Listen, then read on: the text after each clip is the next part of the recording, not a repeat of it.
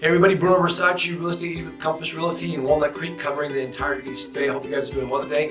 Hey, what do you think about new lights? I actually bought them at Home Depot. They're on the cheap, but they look a little bit better, and I don't look as jaundiced anymore, do I? At least I hope not. Anyway, so we're continuing our series on expired listings. Your listing expired, you want to bring it back to life so you can sell it and still get market value or better if possible. So last week we talked about the money. It was all about the money. As we learned, you cannot take something 3 months ago, whatever the price was, and especially if the market's starting to shift and starting to become more towards the buyer's market, you have to come down in prices. In the example we saw last week, you remember that was the case. If you missed that episode, I'd say go back and click here, but I don't know how to do that yet. Just YouTube me or Google me. I should pop up. At least I hope I'll pop up.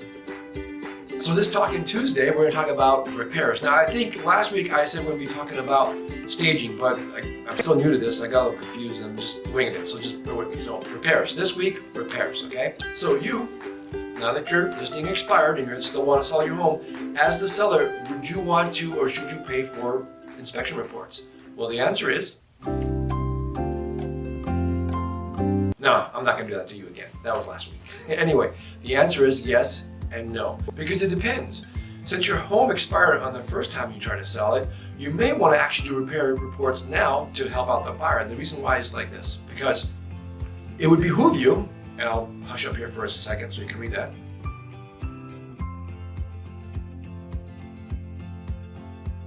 Because it would behoove you to get inspection reports, because regardless if it's a seller's market or a buyer's market, it can actually be used to your advantage. Let me explain. There are usually 3 types of inspections: a home inspection, a roof inspection, and a pest inspection. So when you're paying for inspections, what you're doing is you're getting a qualified home inspector to come into your home and dig up all that dirt that's in your house, stuff that you may know about and stuff that you may not know about. And since it's been on the market before, there shouldn't be too many things wrong with it. You're pretty confident of that since it looks like it's just normal wear and tear or maybe a little bit of TLC. What happens at this point is this. You can either, if say they find a lot of things wrong with the house, that say $20,000 worth, okay, of repairs. A lot of times we'll do very rarely will the actual seller just, okay, we'll repair the whole house and give it to you that way. That's a lot of work and it's time consuming. Most likely you're gonna get a credit. It's like, okay, fine, we'll credit you $20,000 towards your purchase price. What that basically means is the price of the home doesn't come any lower, but the seller takes a part of his equity and give it to the buyer as a credit. So that way you can use that money to fix the $20,000 worth of issues that he has in the house. Another thing they can do is, of course, just lower the price. Or lastly, of course, the buyer can just simply walk, because you might simply say, you know what, $20,000 is a lot of money for me. I wasn't expecting all this. I was looking for a move-in ready house, so thanks, but no thanks. This house isn't the right house for me. That happens too. Okay, now remember a little bit ago I said, why would a seller actually pay for inspection reports if it's the buyer's responsibility to do so? That's because in a really hot market, it's actually to the buyer's benefit to actually purchase your home and giving you less headache to even deal with it. For example, here's how it works. So the buyer's agent will actually call you or your agent as a seller saying, hey, you know what, my client's really interested in your client's home, would like to actually purchase it. Do you have any inspection reports we can look at? And then your agent will say, yeah, actually we actually do reports, I'll email them to you. They'll look over the reports. Say there's like $20,000 worth of stuff on there that they can fix. Maybe the buyer's really handy, he's a contractor, and he can do a lot of stuff. What they'll do is like, you know what, we love your home, we're gonna make an offer, we're gonna waive the inspection contingency. Basically what they're saying is they're taking the house as is. What that does for you as a seller is, cool, no headaches, because everything that's wrong with the house they know about because you already bought the reports for them to see at. They're gonna take advantage of that and they'll actually make an offer waiving all that, taking full responsibility of what needs to be repaired at the given time, usually after they close, and everybody's happy, making it a win-win for everybody. So what do these inspection reports look like? Well, they're actually very easy to read. They use icons, simple language, and they come in like color codes. I'm gonna show you some really quick just to give you an idea what they look like. It's really short, but you'll see exactly what you're looking at. So that way when you get your inspection reports done, you know what to look for. Okay, so we're going to take a look at 2 home inspections and a pest inspection. So here's the first home inspection. Right here, you can see these are the little icons I was talking about. If you see an icon with a red cross, it's a safety issue or repair issue. Repair and maintain it. Oh, that's repair and replace, repair and maintain, minor defect, etc., etc. And you can see here in this particular report, the inspector actually takes photographs and points out what needs to be done here. For example, under the circumstances here, it's a safety issue and of course a repair issue.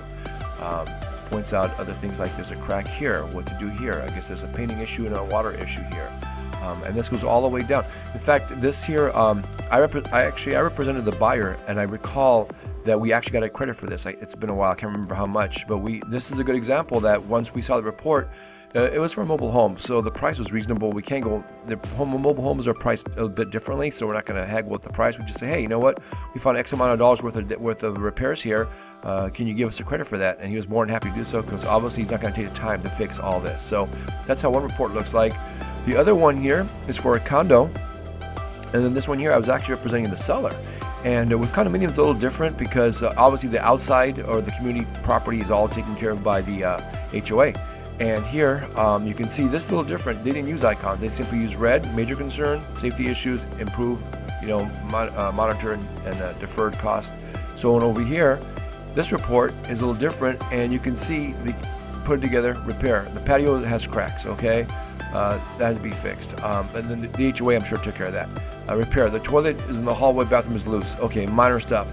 This actually, when we did this deal, once they got the inspection report, I asked them, I go, so how's it look? Oh, it looks fine, no problem. They didn't even bother haggling, because you can see, smoke detectors. This stuff just replaces smoke detectors. This is really minor stuff. It wasn't even worth negotiating, because it's a pretty clean. It doesn't happen too often. I mean, there's no such thing as a perfect house, but this came pretty close. Okay, so with being things so minor, they just said, yeah, sure, no problem. We'll move forward.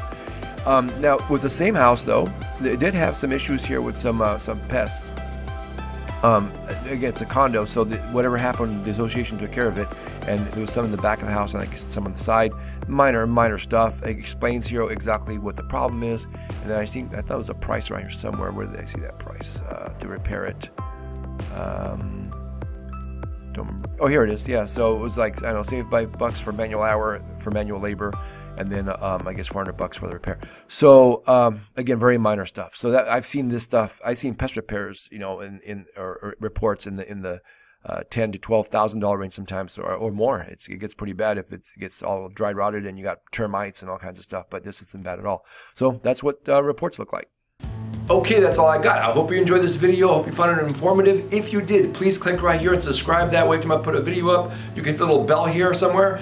It'll let you know that I'm doing this every week, every Tuesday, Talking Tuesday. I'm doing the talking, you're doing the listening, I hope. And if you want a free version of everything I'm talking about here, there's a link below. It's absolutely free, no pressure whatsoever. Just click on that link and you can just get a PDF file and just print it all out, and that way you can follow along in your own time as well.